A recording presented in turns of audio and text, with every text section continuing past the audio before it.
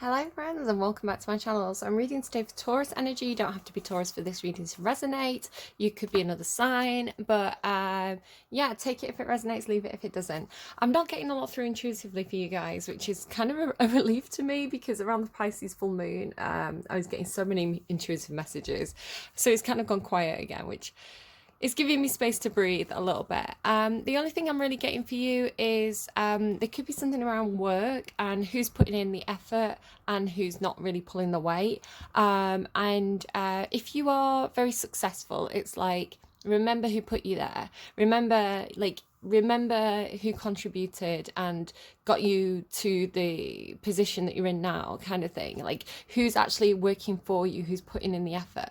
And then if you are not putting in the effort, this might be a little poke at you to kind of like, remember to pull your weight, kind of thing. So that's all I'm kind of getting through for you. Also things about training, like who's trained, who's not trained. Funnily enough, you've got funny to me, you've got Cafe Deluxe by Osei the 7th. So there could be something about working in a cafe or having coffee. I try to pretend I'm the strongest, that one friend that you have that can enjoy the pain the longest. I try to bury my feelings so far you can't see them, and try to put meaning to all the bad things I'm thinking. And one by one they come to the edge, and everyone slips and falls in the trench. But I warned you to stay away. They said I'm damaged in every way. Now I'm just sitting at the Cafe Deluxe and saying, baby, what you want from me? You're the only one I know who could ever talk to me. And I know I shouldn't be talking to a coffee cup, but you're the only one who lets me open up. So, I don't know, like, it could resonate, it could not. It's a really cute song. Definitely go and check it out if you don't know it. Yeah, I don't know. Let's see what we get for you. So what's going on, please, for Taurus, please? We've got Taurus Tuesday. Taurus Tuesday. Remember, Mercury's in retrograde now, and there could be a few little things going wrong. Mercury in retrograde in Libra. Libra is a very diplomatic sign. So I know there's also stuff going on. I don't know why I'm talking astrology. Maybe some of you are particularly interested in astrology. I don't always do it, but I know Mars and Venus at some point are getting into a bit of an argument in the sky. And it's going to build a lot of like sexual tension. It's also going to build a lot of anger. People are going to be more impulsive, more likely to kind of like say what they think or go for it if there's somebody that you're interested in. But with Mercury in retrograde as well, there could be a lot of misunderstandings. And with it like retrograded Libra, I don't know if that's going to help to ease some of the arguments, or if it's going to mean that people are more argumentative than usual. I don't know why I'm bringing that up, but it's popped into my head, so it's probably something for somebody. So yeah, just be aware that there might be like little things going wrong. It kind of depends on where the planet itself sits in your chart. So maybe just have a look up where Mercury sits in your birth chart. Maybe look at kind of your houses and see what's being affected by that. There could be little things going wrong, little messages getting sent the wrong way, or little problems in getting things done, like logistics and stuff like that, because obviously Mercury is Hermes. If you think about Hermes, the delivery company, he's to do with communication and travel and things like this. So there could be a lot of little hiccups in regards to those things. But remember that redirection is God's protection, if you want to put it that way. And when little things go wrong, it's actually teaching us lessons or putting us in positions we wouldn't normally have been in. So if you find that you are getting redirected by the universe in some sort of way, maybe you're traveling and your train is running late, and so you go and grab a coffee right before, while you're waiting for your train, and you meet someone there, an old friend. It's like that kind of thing. It's like circumstances, because the universe is kind of in that trickster energy. Mercury is a trickster, so it's kind of like tricking you into getting into situations you wouldn't normally have been in. I would say, if I was going to read, that's interesting. I hadn't thought about it that way, but that is really interesting. The judge, the queen. Oh, the judge and the queen. Is that the same person? Is that you, Taurus? Or is that two different people? So you could be in a position to, okay, I'm getting it two ways. One way that I'm getting it is it's like judge not lest ye be judged. So are you judging somebody who is like a queen? So a queen is, she kind of runs the, she runs her realm, whatever that is, because each of us can be in queen energy. So running their little world, running their bubble, in a very kind of social, hands-on kind of way. The king tends to sit on his throne more as a symbol of authority. The queen gets down amongst the people. Just thinking about House of the Dragon there as well. No, not like no major spoilers, but yeah, I could see how that could be coming in because of that. But I want to say some of you could be judging somebody by your own standards or your own practices, where this person could have a lot of authority, but it's almost like you shouldn't be judging this person because they're a queen, right? So maybe it's something to do with the Queen of England. I don't know. Like none of us have walked in her shoes. We don't know what her life was really like. So maybe we shouldn't be the ones judging her. I mean, you could argue against that. You could argue we should be the ones judging her because she's in a position of authority and a position of servitude to the people. So who better to judge that, whether she's done her role correctly, than the people? So all these kind of issues could be coming up for you at the moment, Taurus. So yeah, I'm kind of getting, though, this is somebody who's untouchable. This is somebody who is above and beyond your judgment, is the way it's coming through. Of course, this could be you, so do switch it and reverse it as needs be. I'm going to pop the Queen away because it is on the underlying and I don't want to overly confuse the reading. And my alarm's going off. I don't know if you heard that in the background. It's kind of just the vibration. I'm doing this reading really early. So the Judge card does talk about being in a position where we're judging, right? So judging ourselves, judging our own actions, judging the actions of others. And we tend to do this from our own framework, right? Our own framework of black and white, right and wrong. Where in reality, there's a lot of kind of grey areas to life. There's a lot of complexity. And unless you've actually walked in someone else's shoes, you can't really judge their actions because you don't know what's caused them to have those opinions or have those decisions. So I would just be very careful with that.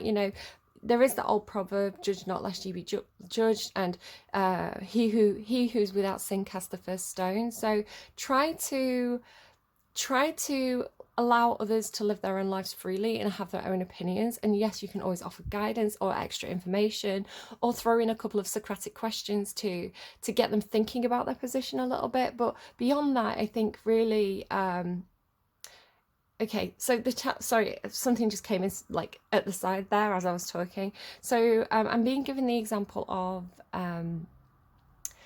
if you study art or creative writing, so something where you're producing something creative, a lot of the time these kind of jobs, these kind of things can be very subjective. So it's like beauty is in the eye of the beholder, right? So you could have a piece of art like the Mona Lisa, for example, and somebody could be like, that is the most beautiful, most mysterious painting that I've ever seen. Look at the fine brush strokes. Her smile is inscrutable. I wonder what she's thinking. It could be a really engaging painting for somebody. It could be somebody's favorite painting, where someone else could look at the Mona Lisa and be like, bit boring, innit? Could smile more, that woman, or it's just not my style. I prefer something that's like modern art. So beauty is subjective. Things like creative writing, people like different books. One person could read a book and find it really engaging, and another person could really struggle to get through it.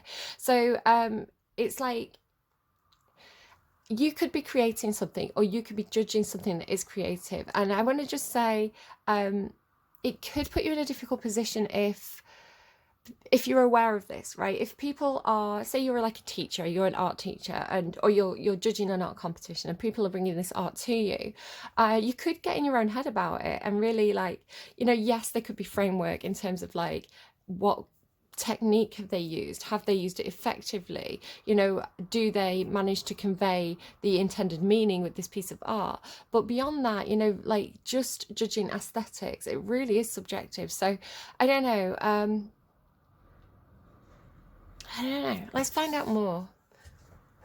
You could, of course, have some kind of court thing going on. You could be going up in front of a judge. This could be a legal thing. Tell me. But again, like the law is very black and white. It's like that. You know, there are laws that say quite clearly you should do this, you should not do this. But actually, this, you know, some court cases drag out for months because they're so complex, right? There's so many different components to it that must be argued across. So it's like the more you get into the fine detail, the more difficult it is to reach a decision. And you find this as well. I'm wondering what this is here.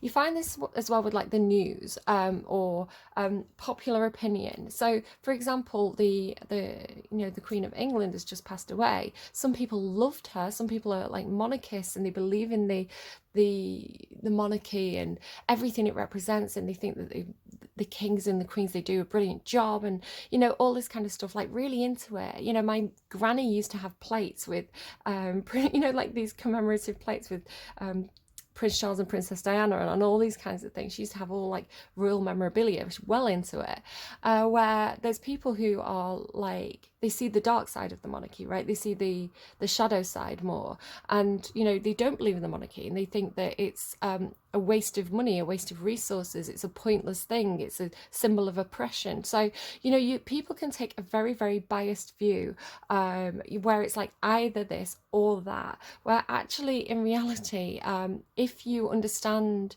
if you actually delve a bit deeper, you know, it does get increasingly complex. You know, when you start to, if you hate the monarchy, but when you start to empathize with, you know, the personal stories, it gets more complicated. If you love the monarchy, but you know, you learn more about, I don't know, Biafra, you know, like it really complicates matters when you see that things aren't black and white, that things are complicated, that, you know, I don't know, it just gets harder and harder to reach that decision. And I think that's a good thing. I think it's a good thing to, maybe it's a bad thing, maybe this is the meaning of this reading. It's a bad thing to have strong opinions. It's a bad thing to condemn others. It's a bad thing to sit there on your high horse and say, I'm right, this is my opinion, I have drawn a conclusion. Unless you're literally doing something where that's been asked of you. For example, you know, you're working in the court system, you know, you have to make these decisions. Maybe actually recognizing the complexity of situations is a good thing. Maybe that's a very human thing. I'm a humanist, well, not a humanist, but I study humanities. So I'm very good at delving into the complexities behind situations. And, you know, when you're at university, you're asked to create an argument, you know, and you can argue different positions in any situation. So when you're able to do that, when you're able to shift your own perception to argue a different point, you know, I think that there's a lot more texture to it, there's a lot more meat to it when you get beyond the shallow black and white polarized viewpoints that you get on social media. Interesting. Right, what flipped there? Something flipped, didn't it? Did you see? See if I can find it.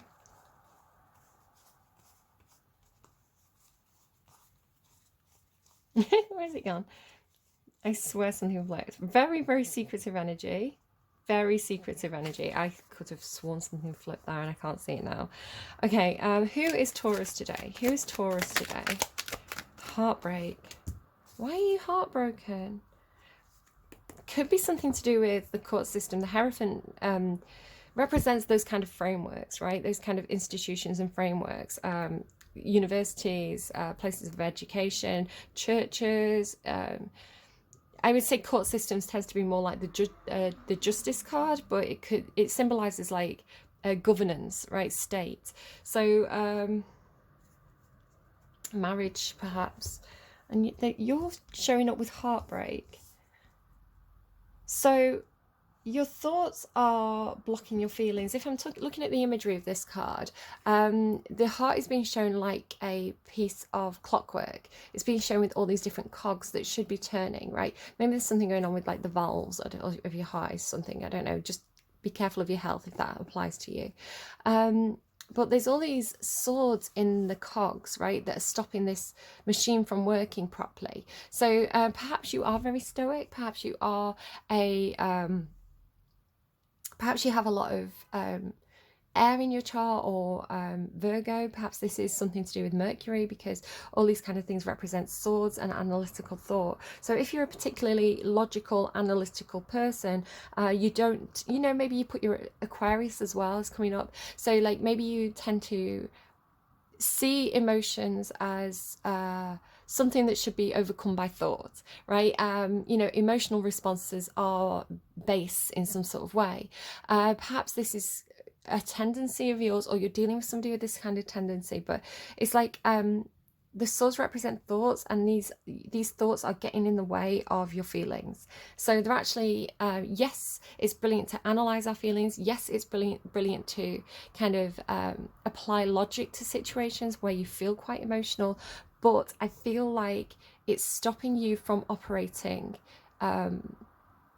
fully as a human being here on earth, because we're designed to think and feel. It shouldn't be one or the other. It should be, these things should complement each other. And at the moment I feel like you're stuck in this pattern perhaps where you need to open your heart, or you need to feel your way through something, but your thoughts are really kind of like a spoke in the wheel. Okay, let's go in some more for Taurus. If this is not your situation, that's absolutely fine. Just leave it for whoever's it is. It's not going to be for all of you. And it is a general reading, remember, as well. It's not a personal reading. What's going on, please, for Taurus? Yeah, oh yeah, that you're not a happy bunny, Taurus. Oh, hello. High Priestess there. So you've got Five of Cups, High Priestess, Page of Pentacles in your emotions. Let's go to your thoughts. Okay, that's a good clarifier for Five of Cups. That's the Judgment card. You've also, yeah, you're not into it, are you? Whatever it is, you're not into it.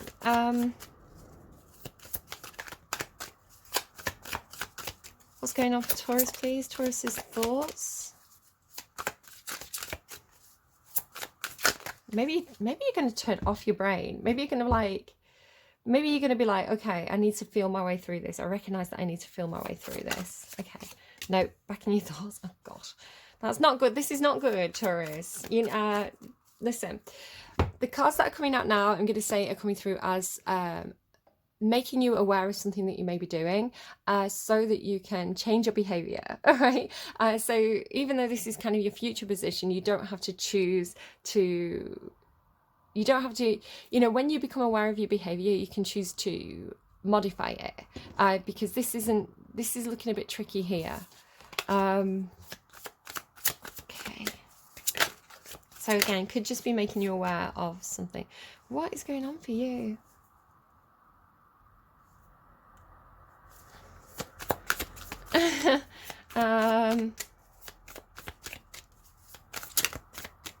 So a song just popped into my head. It made me laugh. You may need to collaborate.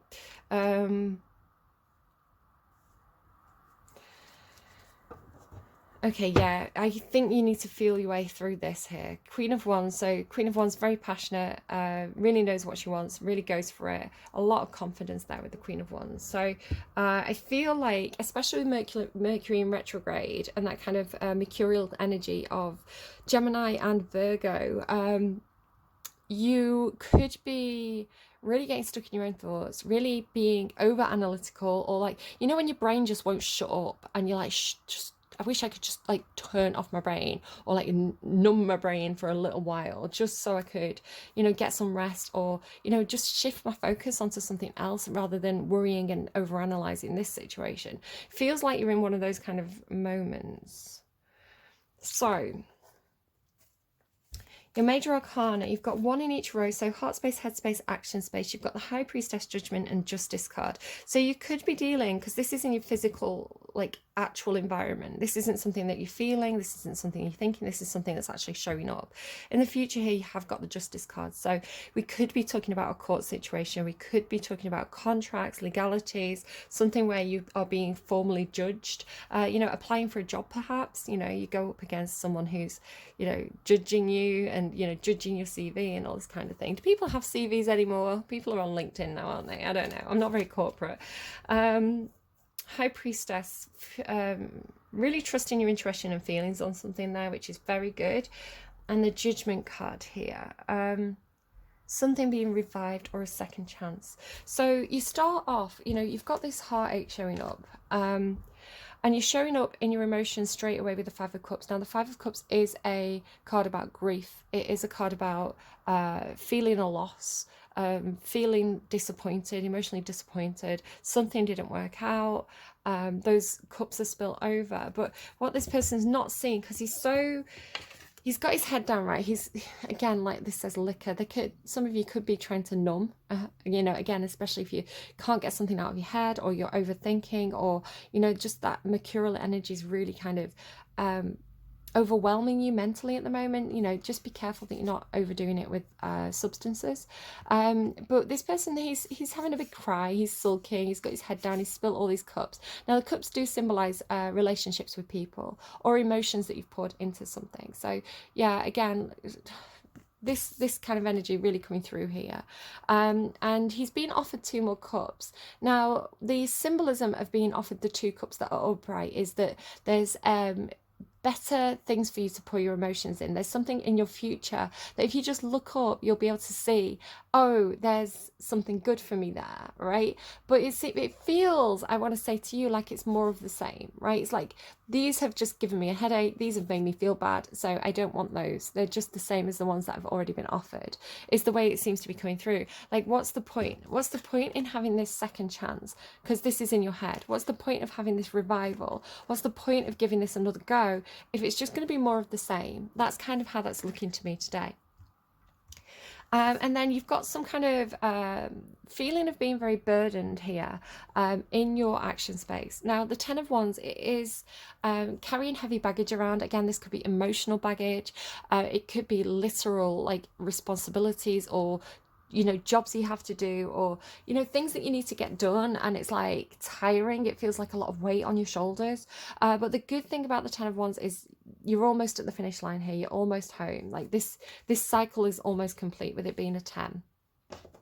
So you're going to be able to put those responsibilities down soon, is normally the way I would read the 10 of Wands. It does go into the 3 of Pentacles. So I do feel like you can kind of share the load here with this collaborate energy. It's like you perhaps are going to realize that you don't have to do everything yourself, and there are people around you who can help, or you are going to, if this is like a work situation, again, I was picking up work at the beginning, it's like, this is overwhelming for me, this is too much, I need to you know, divide up these jobs a little bit and get, you know, especially if some people aren't pulling the weight, you know, it's like, do you think you could take some of this responsibility off my hands? This is too much for me, could you help me out here? You know, you can do it in a way where it's like asking them for a favor rather than, you know, coming down like, you don't do enough work. So let's inquire a little bit more here. I'm sure you know what the 5 of Cups is, because when you're feeling that, you really know what that is. So what's the Judgment card? So judgment in your thoughts. Should I give this a second chance? Should I not? You've put a lot of time and effort into something without any results. So the 7 of Pentacles says good things take time, right? I've got my tomato plant next to me here, and it's been growing and growing and growing, and now and again it gets these little tiny yellow flowers on it. I've just knocked one off actually there. These little tiny yellow flowers, and normally you get the flowers before you get the fruit, and the fruit isn't coming. I think I need to get better at tomato plant care if I want some tomato, like actual fruit on it. But yeah, it's like good things take time, right? You have to be patient with plants before they bear fruit. And so you can apply this analogy to like things in your life. So you know, good things take time, and you need to, you know, put a lot of effort into things in the early days sometimes before you see the results. What does worry me here is that there's nothing growing on this vine, despite it being the Seven of Pentacles. There's nothing really growing, but there is these daffodils that he's ignoring next to him. So I do, with the Five of Cups there and this, the symbolism of this card, I do feel like there's some kind of different opportunity. It's like right there, it's like almost on offer, but you're not seeing it because you're so focused on the thing that you've poured all your effort into that isn't working out. So I do think there's an opportunity here for you to hear the call, right? The Judgment card has this, it's Archangel Gabriel. It's like hearing the call of where you're meant to be, rather than wasting your time and energy on something that just isn't giving you any results. Daffodils are symbolic of Wales, with St. David, I think, is it? Or Daffod, I guess, in Wales. I don't know, maybe somebody is going to Wales, I don't know. So 10 of Wands, Temperance. It's like be patient. I don't know if you're being asked to persevere with something. I don't know if you just want to stop doing this, right? It's like, I keep doing this, it's not giving me any results. Yes, I could have this second chance, but is it just going to be more of the same? I feel like maybe now is not the time to make a decision. You're just being asked to stay in this a little bit longer. And I want to say it's not a lot longer, because I do see some kind of modification or change coming into this. But at this point in the reading, if you're here, yeah, just stick with it, be patient, give it a little bit longer. It's almost like there will be help, there will be collaboration coming. I'm actually just going to pause and check the time. My kids are getting ready for school. I just need to make sure that everybody's okay. Give me a second. Okay, sorry about that. It's the second week back at school, and of course all the kids from all these different schools have gone in and given each other, like, it's infant to high school or junior to high school, so it's like kids from different schools or different areas going to one big school. So of course they all come in and share all the different bugs with each other. So like the second week everybody's sick. So my son's saying he feels sick, and it's hard to work out if they're actually sick or if they're just saying they're sick because they're tired and they don't want to go in. So I'm trying to motivate him there, and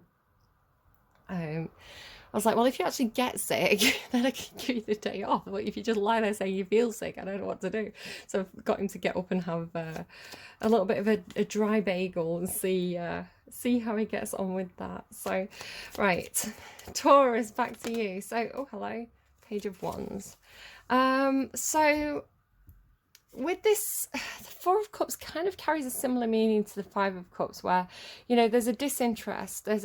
These cups didn't work out for me. You know, I'm not interested anymore. I don't want to play anymore. I don't want to do anything, you know. But there's, again, perhaps there's something where you're starting to see more detail, or more, it's like the more you look into something, the more you start to recognize that everything isn't black and white, everything isn't the same. So here, where it's like everything's the same, right? All these five cups, all the same. You don't want more of what you've already had, you know. This is like, the more you sit there with it, the more you sit there, perhaps sulking, perhaps saying, I'm not interested anymore, I don't want to do this anymore, you know, I don't want any more of this. But the more you sit there looking at them, right, like they're still there in front of you, right? The art is still there in front of you. The more you start to see the subtle differences, the subtle details. So yes, it's like, I do feel like you are kind of like, it's like a teacher going through all the kids' homework, right? You're an art teacher, you've got 30 different paintings.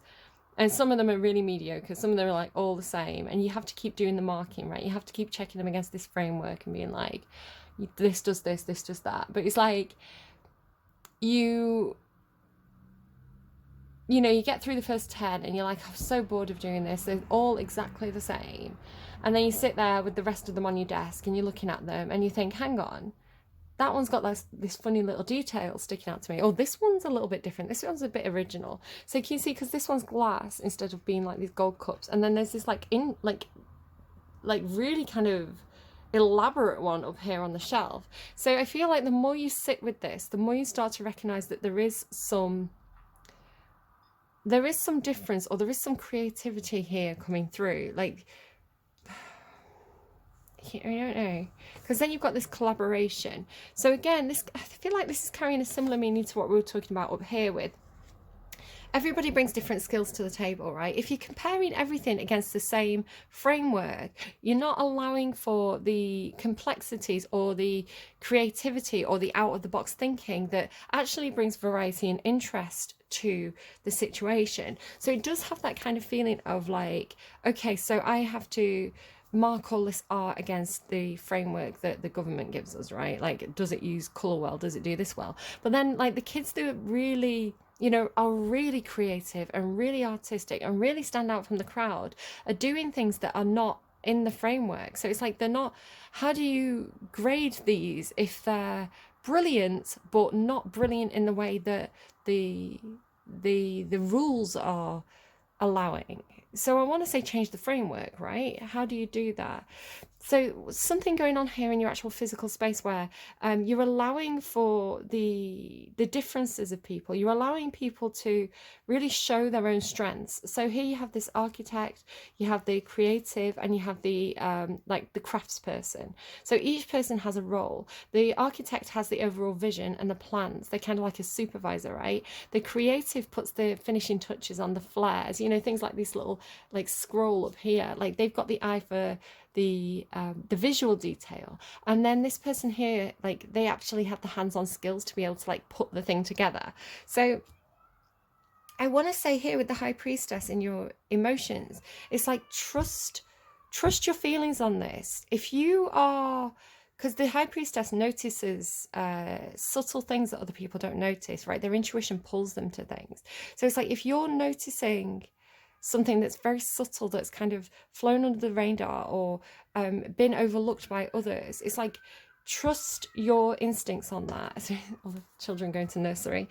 The high priestess, I don't know if you can hear them in the background.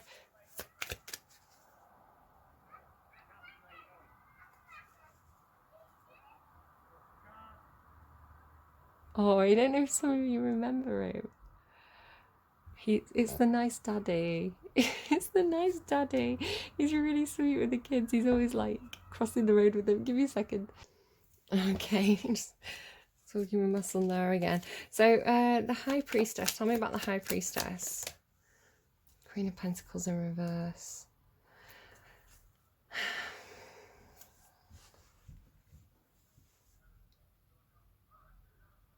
There could be someone around you who you feel is overspending or is bad with money. You know, they don't know the value of money. They maybe like spending too much on the way things look, because just she's very, very gold, right? It's like somebody who shows the wealth.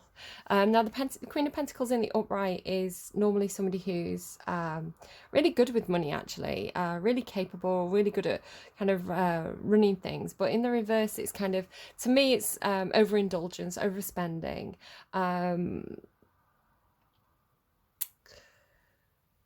Spending money on the wrong things. It's also like jealousy or controlling kind of behavior.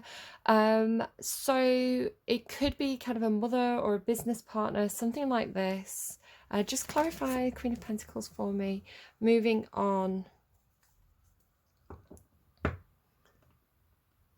So emotionally, you could know, you could sense that somebody around you, either your family, your workplace, somebody, you know, and another teacher, a business partner, something like they say, like, you sense that they're starting to move on, or you feel like they're not using assets wisely, they're not using money wisely. So you're recognizing emotionally, you know, I need to mentally move on from this.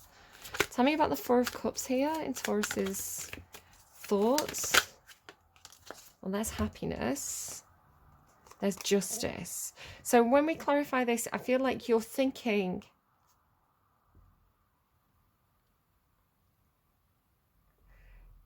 whatever this is, it's like you're recognizing here, I think there's something going on in your thoughts where you're recognizing that this is the key to the happiness. And it's not just your happiness, it's the happiness in the overall situation, right? It's happiness shared.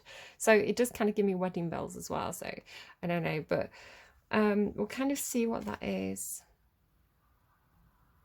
because the fourth cup is a really good opportunity, right? The three cups that didn't work out are kind of rubbish, but the fourth cup is this opportunity. And I feel like it's an opportunity to, it's almost like lock down happiness with that justice card there. So again, it could be like an opportunity to offer a contract to somebody who's showing particular, like a particularly out of the box approach, a particularly like novel way of doing things that, you know, perhaps they don't fit the criteria for something. It could be like maybe somebody's like enrolling on your course, right? Somebody's enrolling in your college and you're like, well, they haven't got the grades, but they've got this kind of potential that I'm not seeing in the other students, that, you know, they could be really, really good at what they do. It's funny, I'm watching a really, really cheesy film. I've never seen it before, and it's one of those films that I'm always like, I need to watch that one day. And it's Showgirls, which is there's a lot of boobs in it. It's very, very, it's not a good movie, guys. I'm not gonna lie to you, it's not a good movie. It's not a good film. Like, they made choices, they made artistic choices, and those choices were made is what I'm gonna say. Well, like, I need to watch this. I've never watched it. I kind of need to know what this is, but I'm kind of enjoying it. You know, like when a film gets old enough to become its own thing, it gets old enough to become like its own caricature kind of thing. Like, I'm kind of like, I'm enjoying this, actually. I'm enjoying how bad it is. It's like, it's so bad it's become good, you know. So I don't know. Is there something like that to it? But in that film, she's you know, she's a dancer, and she's not really a trained dancer. She wants to be a dancer, but she's not really trained. She doesn't have that kind of like professional quality to her. But she's like, she really goes for it, you know. So I'm at the point in this movie where this guy's like, I can train you to dance. You know, you've got this untapped potential, this untamed energy. Like, so I don't know. I don't know if there's something like that going on there. What's the Three of Pentacles? Oh, so I feel like this is you. King of Cups is like coming into this situation with a lot of feelings, like really tapping into that high priestess part of yourself, that deep knowing, deep feelings, deep intuition. And sometimes these things, they can't be explained, right? It's like, okay, I understand. I know that this doesn't fit. I know this isn't like standard procedure, or I know that this isn't like the way we normally do things, but I've got a feeling here, I've got an instinct, and I want to trust this, and I want to kind of go with this, and I want to, you know, put this person or this thing into this situation and kind of see how it plays out, because I have the vision of how this is going to work. And it's got this feeling of like, I just need you to trust me. So again, it could be you, it could be somebody coming to you like this, could be Scorpio energy. But it feels quite, if this is you or somebody else, they feel quite sure of themselves, right? And I feel like it is you because you've got this high priestess. It's both Scorpio energy. So you've got this, it's like this deep intuition, these deep emotions or feelings about something. And it's like, I need to go with this, right? It's like my head is just getting me like stressed. Like, I don't know. Right, let's keep going. So the Page of Pentacles then. The Page of Pentacles is this kind of student energy. It is this energy of, right, I almost feel like it's like you have this deep knowing. You have this deep intuition, this deep knowing that doesn't make any logical sense. But then I feel like you almost fall back into, but we have to do it the right way. We have to do it. We have to follow the framework. So it's like you perhaps try, because I feel like this is the person you're dealing with, this Queen of Wands. Now, the Queen of Wands character, very tempestuous, very, they know what they want and they go and get it. Very much like, excuse me, phone. Very much like, hang on a second, sorry. Sorry, I might just have to keep stopping and starting in this reading. I'm sorry about that. So yeah, because you've got this Queen of Wands on the underlying and this Page of Swords, it's like you're watching them. It's like you're watching them, watching what they're doing. And they're just doing their own thing, right? They're just doing what feels right to them in the moment. Very, like, where this is coming from an emotional place for you, for them it's coming from a place of passion. It's like, I'm passionate about this. I want to do more of this. You know, this feels right to me. This feels good to me. I want more of this. So it is a very wild energy, but it's not the Page or the Knight of Wands. The Page or the Knight of Wands, they've got a lot of learning to do. The Queen's actually got a huge amount of self-control. Yes, she's got a lot of passion. Yes, she can be very fiery, but she really throws it at the things that she's passionate about, right? She just really knows what she wants to do. So, and then watching how they do it as well. So I feel like you've got someone, again, like right from the start we were talking about this, it's like they do things really differently than you do them. They don't do things the kind of methodical, tried and tested way.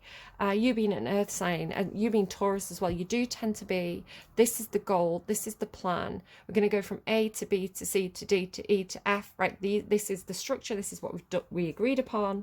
And you don't really often like to be moved from that. Again, it does depend on your full birth chart. If you've got something like Aries or Sagittarius, for example, or Gemini on your as your Mars placement, you're going to be more easily like changeable. But if you have something like Cancer Mars, you're going to be really kind of clinging to the plan that you came up with. So again, you are coming through as having your own ways, and it doesn't mean you're necessarily methodical so much as there's a way to do this, there's a way, we've always done this, why would we change it? Because I want to say, because it's got really boring, and because everything that's coming through is just the same as it was before. There's no innovation, where this character seems to be rolling in to not break the boundaries. Okay, making me think of Capricorn's reading, this whole thing about like the box, right? The framework, the box.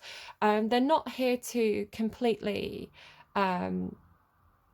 break that box apart and break that structure apart and they're not throwing the rule book out of the window, but I think that they're demonstrating behaviors that have been missing from the framework that could be incorporated to make that box a little bit bigger, or to allow for more individualization or more creative practices to be incorporated. So thinking about a cafe, right? It's like being creative gets you to make really tasty, interesting drinks. Or if you think about like how people do the froth. So once upon a time, somebody was making a latte and they made it with just froth on top, and then people started to do pretty patterns, and then people started to do like little froth cats. It's like somebody could have said that, looked at that froth cat and been like, that's a waste of time, why are you doing that? Where you put that froth cat on Instagram, suddenly you've got a load of extra followers. So it's like, don't dismiss the time spent on the visuals, or don't dismiss the time spent on the creative side, or the way things look, or the aesthetics. If that's what this person's passionate about, it's like, make room for it, because I think that there is something to be learned from that. So the Page of Pentacles, though, it's like, I'll get a clarifier, but it feels like getting this person into the framework, getting this person, like taking their kind of wild, untamed nature and teaching them the ropes, right? Or teaching them how to do the A to the B to the C, where actually it could be getting you in your head. It could be quite frustrating for you, or quite stressful, because this is not in this person's nature. This person's nature is to be wild and free, and to go with things as, go with the flow. So it may be actually quite, especially if it's something that's never been done before, right? If you're making room for somebody who is really not what the workplace is accustomed to, or this course is accustomed to, there could be some growing pains with this, I want to say. But you are shown as being very, very in your head and stressed here, because I think you're trying to cling to, it's almost like forcing this person to fit this mold, right? So this is like the student coming in, right? Just signed up to the course. They're here to learn, right? And they're here to learn the practical side. They're here to learn the framework. They're here to learn the A, the B, the C. But they're already bigger. They're already bigger than the box, right? They're already bigger than the role that they're being asked to squeeze into, right? They're already a queen. Again, you have to think about judging the queen, right? So they're already a queen. They know what they're doing. They're confident in their own skills. They're confident in who they are. Their way is tried and tested, and it works for them. Why on earth would they come in and force themselves to be small and be in this constrictive, formal environment, it feels off to them. And it doesn't mean that their way is wrong. Somebody had that thing about, like, you wouldn't ask a dolphin to climb a tree, you know, but it feels like you're asking the dolphin to climb the tree. So tell me about the Page of... Again, you're so stressed about this. Page of Pentacles. The Hangman. I don't know if you're being asked to see something from their perspective, or they are absolutely 100% bringing in a new perspective. Like, you're watching them, right? You're watching them. You're watching how they do things, why they do things. And you are gaining a different perspective. It's like starting to see something from another person's point of view. You know, starting to see something from another person's shoes. It's almost like somebody who's, you know, they've gone to university and they have a, you know, a degree or a PhD in, queen. You know, they've got a degree or a qualification in creative design. And you're asking them to come in and do something like, okay, so you've got creative design, but this is architecture school, and we need you to know the fundamentals of architecture. And so you're like, okay, yes, this person can come in and have this job, but they have to learn the fundamentals of architecture first. And it's like they're overqualified, I want to say, in a way. Are they humbling themselves? Are they coming in and trying this? Is this something that they want to do? Or are you trying to force them to do something that they don't want to do? I don't know, but there's a new perspective. There's a purpose to this. Why are you so in your head about this? What's the Nine of Swords? Communication blocked. Somebody could have blocked somebody, right? Blocked somebody on social media, or again, a letter could have gone missing, somebody could have not seen an email or a text. That's blocked communication or blocked action. So actually not being able to rush ahead with this thing that feels right is creating a huge amount of stress for you. It's getting you in your own head in some sort of way. Why do we have the Two of Swords? Why is this blocked? Why is this blocked? Whoa.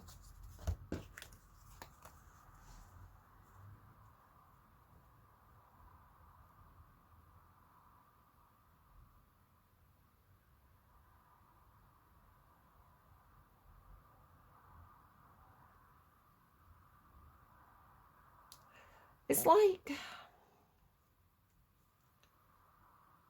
having some kind of, I don't know, some kind of like worldly success or renown or fame or something like that. It's like it feels like a lot of people involved, right? A lot of people involved, a lot of eyes on you, a lot of people watching you, feeling like you, because the world can represent like, you know, feeling like, hold on. Okay, Annie's having the day off. There goes all my plans. Yeah, it feels like world renowned, right? So again, you could be some kind of world renowned professor or something. I don't know what you're doing, Taurus, but it's got that energy to it. Like somebody is in the public eye, somebody has a lot of eyes on them, somebody has a level of success, which has caused for some reason there to be a blockage in communication, which has got you really, really stressed out, really, really in your head. So the Justice card, though, it's like here, if we go back here, it's like this card seems to be the key to balancing out the situation or finding harmony and happiness. It's like you seem to have figured something out here. You seem to have figured out that this is the key, the Justice card. So tell me about the Justice card. So again, that's very secretive. The King of Swords. You could be getting some kind of like lawyer or advisor, somebody who works with contracts, you know, somebody who can draw up contracts to come in and, you know, cast an eye over this. Again, it could be the sort of person that you need to consult to say, listen, we've got this situation here. Can we change this clause in the contract? Can we change the framework to allow for this? Because why is the King of Swords here? See, yeah, something is coming in where something needs to be made right. So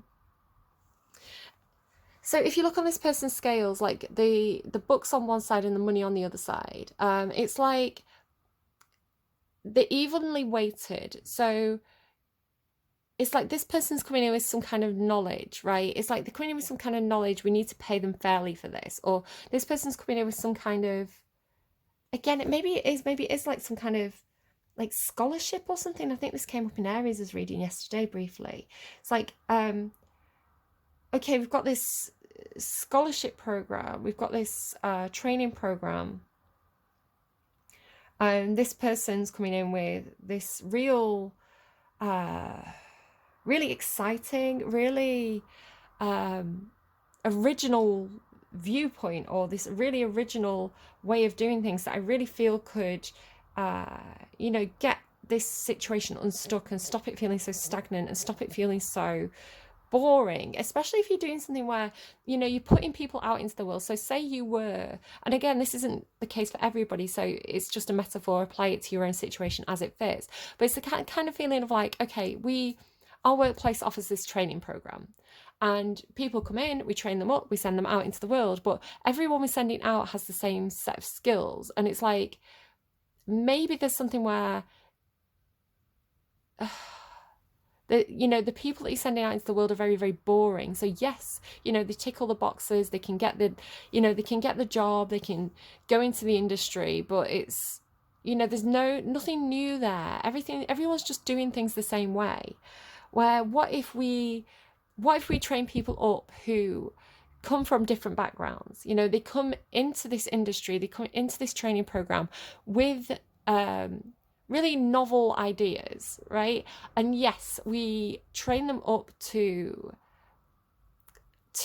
fit the criteria, but we send them out into the world not only with this criteria, but with this full understanding perhaps of how they can bring new approaches to the workplace. So something like that. It's like, yes, this person isn't the sort of person we would normally put in this training program. Yes, this person's, you know, perhaps a bit older, perhaps a bit more experienced, perhaps a bit more worldly in their own way, because this, you know, this is an adventurer energy.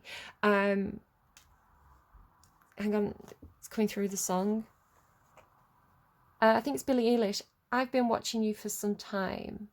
I've been watching you for some time. Can't stop staring at those ocean eyes. You left her alone with a diamond mind. So yeah, it feels like making something right, making something fair, or rebalancing something. It could be some kind of payout, could be some kind of redrawing of a contract to make something more fair, more equal. Especially again, if this is in terms of equal opportunities, right? So, you know, if you look at institutions, you know, universities and things like this, you know, the university would draw on, you know, from certain schools. Those certain schools would draw from certain areas, you know, certain districts. Those districts were perhaps, the demographic of those districts was perhaps a very, you know, I don't want to kind of draw race into it, but I think you understand what I'm saying. So if you're drawing from the same school districts and the same demographics, the same political parties, the same socio-economic statuses, the same backgrounds, it's like you're drawing from this pool, but all this pool is the same pool, right? It's just like different puddles that all came from the same ocean. What if you want to go fishing in a different lake, right, and see what you catch? And then, like, what if you catch something like a fucking rainbow fish, and it's like, what do we do with this? This, you know, it's like, it's brilliant, but it doesn't, like, I don't know, it's like, because it's different is what's making it brilliant. Okay, I like your reading, it's cool. So what's the advice, please? What's the advice for Taurus? Mending. Ken, mending, so it feels like a readjustment, a fine-tuning. 52.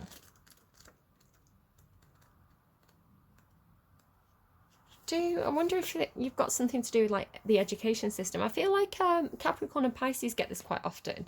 And I think I was talking about it in Pisces' reading, actually, about how the education framework, right, the way that we teach, the way that schools work, it really favours people who are neurotypical. And then you get these kids who are neurodiverse, perhaps they have ADHD or Asperger's syndrome, and it's like they have this they find it really hard to kind of fit into those traditional structures, but they come in with this like really, sometimes like this really special viewpoint. I think sometimes with Asperger's, because there's a tendency with Asperger's to get really obsessed with things, and then really to want to know everything about it, and to go into it with such, to such detail that, you can have kids who are like experts on astrophysics because they're just so passionate about it, but they're not interested in all the other things. So it's like they're brilliant, right? They're absolutely brilliant in that thing that they're passionate about, but how do you get the framework to incorporate their brilliance without squashing it, but also by giving them the basics, right? Giving them the basic things that they need to get on in the world. So kids with ADHD as well, like absolutely, like again, I worked in a school, so like really funny, very really interesting perspectives. A kid with ADHD can sometimes come out with things that you think, how on earth did you think of that? Like they can have that kind of upside down, back to front viewpoint that really kind of puts a new spin on things, and you think that is absolutely brilliant, that is genius. So it's like, why on earth would you why would you want everybody to be neurotypical? Why wouldn't you incorporate those kind of sparks of brilliance, those sparks of originality? And again, I don't want to kind of like stereotype. I don't want to say everyone with ADHD is like this, everyone with Asperger's is like this, but you can talk about it as examples, right? As examples drawn from my own experience of working with children with special needs, and how they often struggle with the education system because it's not, it's built for the neurotypical kids. So there could be something like that, I feel, just because there's children on this card. So 52, essential meanings: forgiveness, making amends, healing after arguments. The Oracle's message: each time we are hurt and allow the hurt to pass through us without understanding and integration. Again, you started off the reading hurt, right? We accumulate an unwanted burden. This keeps us chained to the very things we need to heal: the pain, the memories, the echoes of resentments, and the arguments that we rehearse over and over. Now is the time for mending rifts, healing wounds, and letting go of the old hurts in order to reclaim your power. Now is the time to forgive, to release, to make peace, and to make amends to others. Set yourself free. So if this is particularly involving relationships, the relationship message is: you've come to a place where forgiveness is necessary if you're to move forward. Separate or together, you and the other person are still experiencing the effects of a hurt that is impacting everything you do, even if you're not aware of it. The energy needs to clear. What must you do to bridge this gap? Closing your heart is not the answer. You have the power to heal this wound. Ask yourself, what would love do? Only good will come from forgiveness and an honest redress. I'm getting a couple of other songs that I need to talk about, so I'm going to kind of come back to those. Prosperity message: everyone makes mistakes. So this is like work or career or money. Everyone makes mistakes, especially when you want something very badly. You may come to realize that in chasing after a pretty shiny thing, you lost sight of the long-term sustainable prosperity. Sometimes you make choices that look good at first, but ultimately lead to loss or failure. It's time to forgive yourself and others. Don't blame anyone else. You get to start again, wiser and more mature. The journey to true abundance can be bumpy. Make amends to anyone you may have hurt along the way, especially yourself. Forgive those who may have taken advantage of you. Let go and learn from this. You are now that much closer to achieving the kind of prosperity that really fulfills you. Nothing is ever lost or wasted when you view it from this perspective. Okay, so I'm going to read the Judge card as well as a bit of advice. But before I do, I'm going to play you another song as well. There's 3 songs that came through that I was not sure if they were for you or not.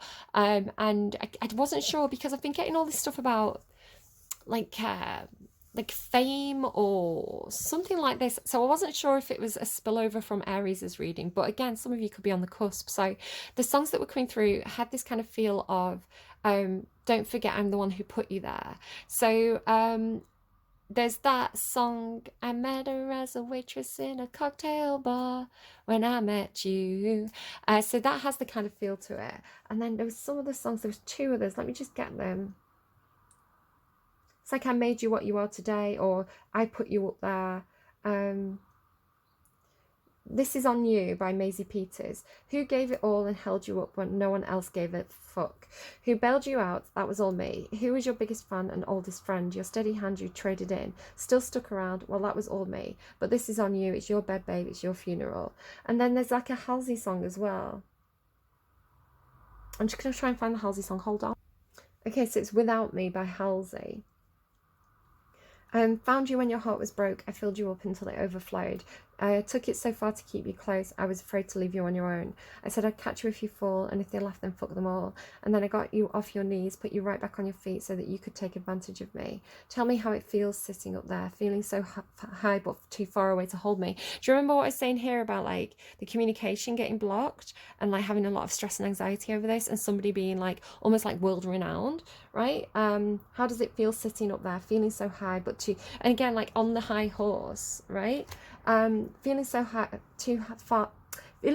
but too far away to hold me.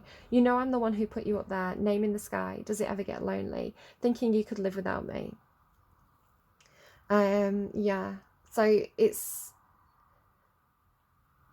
I don't know if that applies or not to you, but maybe somebody who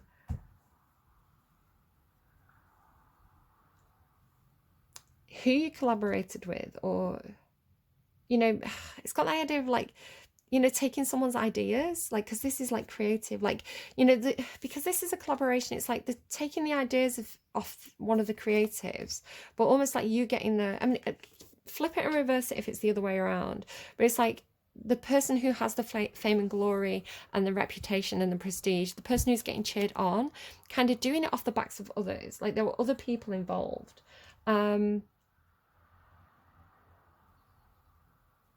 So if there's a relationship like that and you're recognizing it, you know, perhaps that you've got a certain amount of success.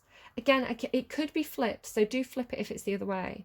Like you've got a certain amount of its success, but it was based on the contribution of others. Because didn't I say that right at the start of the reading? I was getting, it's like, you know, the people who pull the weight and the people who don't. But it could be that there's something being made right, because the Six of Pentacles is somebody who's in a position to give, normally financially, somebody who's in a position to giving to people who are in a position of lack or need, so that the situation balances out. So you feel like, I mean, there's a lot of emotions going on for you. You've got like an emotional lack. So again, there could be something that balances. If you're feeling an emotional lack and somebody's feeling like a financial lack, you know, perhaps like, you know, the CV doesn't have, you know, you've got like a, you know, all the training, all the qualifications to go and get that job, but this person's got a lot of creative hands-on experience where, you know, they trust their gut in things and it works out for them. Like they've got kind of like that eye for detail, and yet they don't have the, you know, that backbone of the qualifications. But it's something like that to it. Okay, I'm going to read the Judge card and then we'll get you one more song to kind of close out the reading. Do check out the description box below. I tend to put quite a few extra songs down there that may, you know, give you a little light bulb moment, or may give you something to think about, or may kind of just resonate in a cathartic way. So go and check it out. Something may jump out at you. Especially the songs that you don't know. So if there's any kind of artists that you don't know, any songs that you don't know, maybe go and watch the music video as well.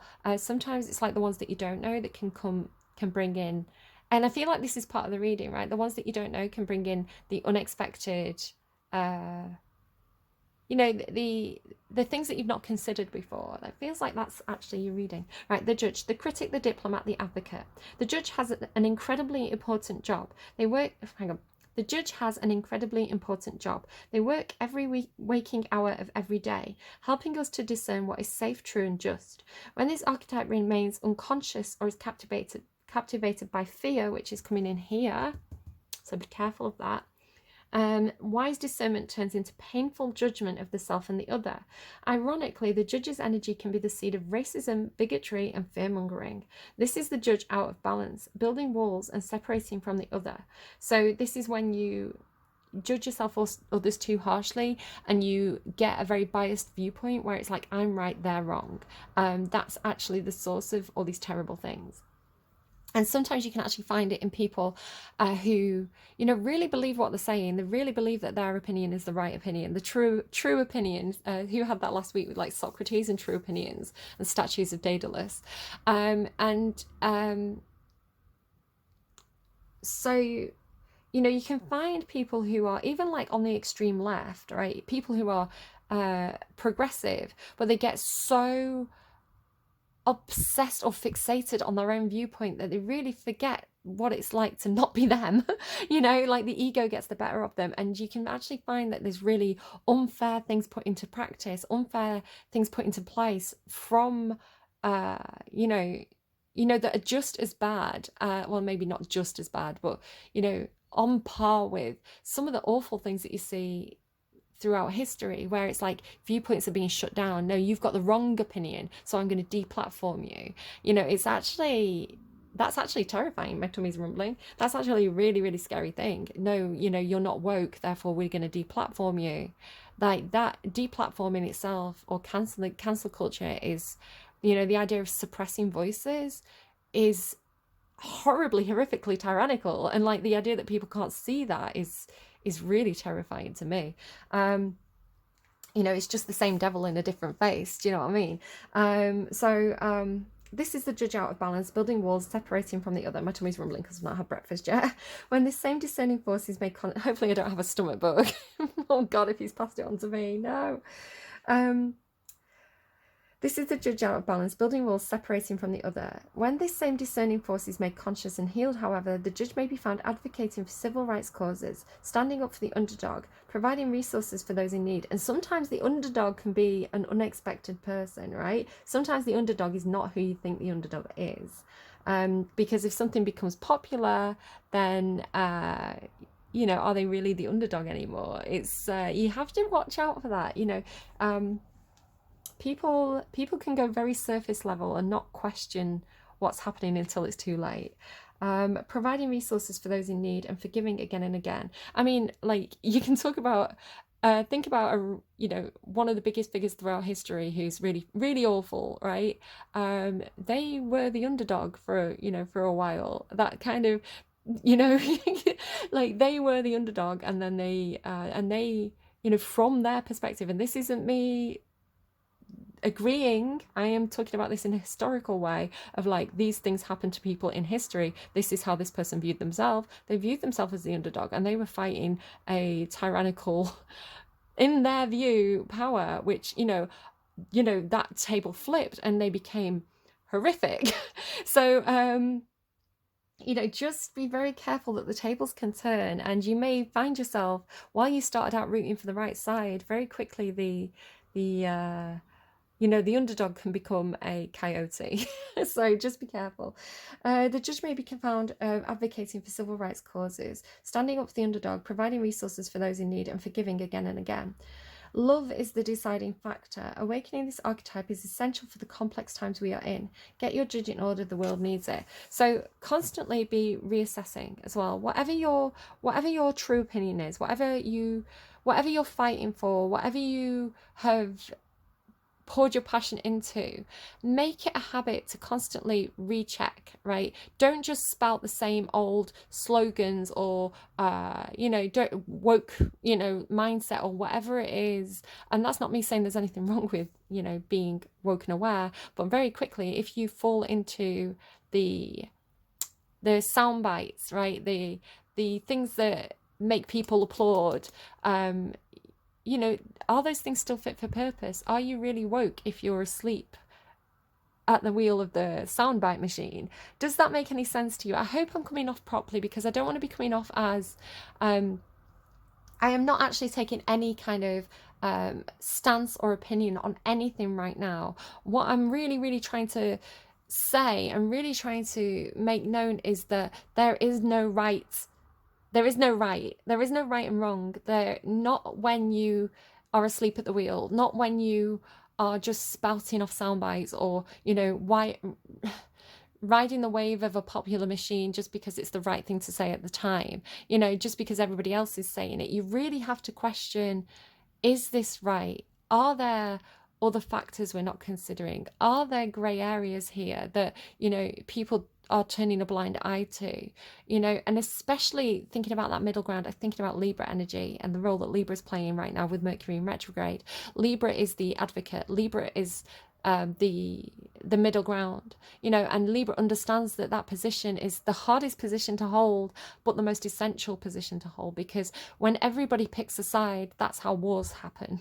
When everybody comes to the middle ground and understands each other's perspective, that's when you have peace. So and a lot of the time we get so caught up in whatever we're doing that we ride the wave, or we create these bubbles of opinion, these bubbles of like soundboards, right? People who mirror our belief systems, our opinions, we surround ourselves with them, and we don't listen to the voices from the other side, because they are, you know, they're wrong. They've got the wrong opinion. Well, what if they're actually saying something that contributes to you in a really, really healthy way, but you're shooting them down or not listening or turning a blind eye to them because, you know, like as a knee-jerk reaction, you're like, they're the enemy, they're wrong, you know, they've got a different opinion to me, therefore, you know, I am not going to listen. Like, I don't know, just be really wary of that. When like discernment is key, right? Actually switching your brain on and looking at the details of it. Discernment, advocacy, right action, and compassion. 11001 was the timestamp then. When dark, critical, punishing, unforgiving, and wall building. Go deeper. Osiris in the white feather of Maat. Does she have that there? She does indeed. Your soul as light as a feather. Gandhi had an incredibly illuminated inner judge. He was a lawyer. He practiced silence 1 day a week in order to hone his discernment while on his revolutionary path. Because we can talk and talk and talk. I'm doing it now, right? I'm putting out these readings where I'm talking for an hour, talking and talking and talking and talking. But am I actually questioning what I'm saying? I think I am. I think my readings get quite philosophical. The judge's energy is contagious. When we feel judged, walls go up all around. Similarly, when we feel accepted, the entire world softens. So this really, like, there's a massive thing there about, you know, again, watch out for this. Especially, this could be a message for all of us going into that that energy of Mercury retrograde, where there's misunderstandings with communication, and Mars and Venus, like this, right, in the sky at the moment. So you know, things can get really fiery. We may actually see civil unrest. That's been predicted. They'll be fighting in the streets. They think they got us beat, but revenge is gonna be so sweet. That's Pulp. We're making a move. We're making it now. We're coming out of the sidelines. Just put your hands up. It's a raid. We want your homes. We want your lives. We want the things you won't allow us. We won't use guns. We won't use bombs. We'll use the one thing we've got more of. That's our minds. It's a Pulp song. It's still going. Pick your lucky numbers. That much money's going to take you under. What's the point in being rich if you don't know what to do with it because you're so very thick? So yeah, I think there's something about class and wealth. Maybe some civil unrest. You know, hopefully the advocates come out to play and you know, placate those situations. But when people are very polarized, whenever anything's happening in the news and things become polarized, you quickly see it flare up on social media because people dig their heels in, right? They don't want to have to defend the position, but they're willing to, and it puts them into this battle mode. When somebody comes in with that more Socratic method of questioning, more, well, why do you think that? Tell me more about that. I'm going to link a video if I remember, because there's something about, I watched a video the other day about how to win arguments, and it's basically stop trying to win it.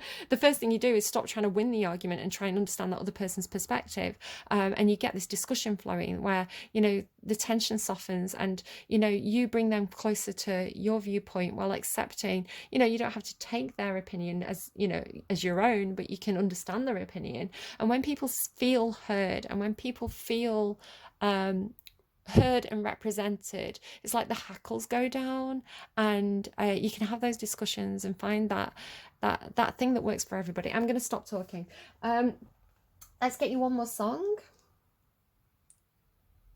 So can we get a light bulb moment, please, for Taurus? What does Taurus really need to realize, or whoever's resonating with this reading, what's the epiphany of this reading?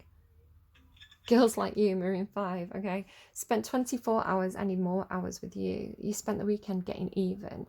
We spent the late nights making things right between us, making things right between us, right? But now it's all good, babe. Roll that backward, babe, and play me close. Because girls like you run around with guys like me till till the sun down.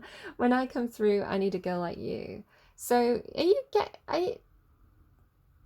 girls like you need a boy like me. So going for somebody who's like you. Just thinking how Aries had like opposites attract. Because if you're getting somebody who's just like you, you're just reinforcing your own way of being. I don't know, what's that?